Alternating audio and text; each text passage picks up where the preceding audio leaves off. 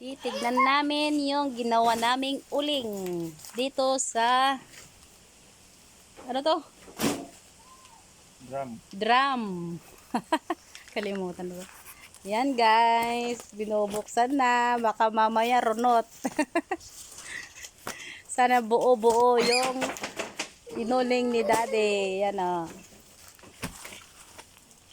Ay. Ang daming nailagay na yung katawan ng saging para hindi siya matutong. Ay magiging abo. Ay hindi pa masyadong naluto. Yan, ang dami. Pwede na yan. Pagdatok pa yan. Yan guys. Ang dami na naman yan paggatong. Matagal-tagal na yan na gagamitin. Isasako na namin yan guys. Iuwi namin mamaya. Yan o. At tignan nyo yung chicken. Nandun yung chicken na malaki. Yan ang iluluto namin na tinola. Ang laki niya o. Sarap yan. Tinolang manok.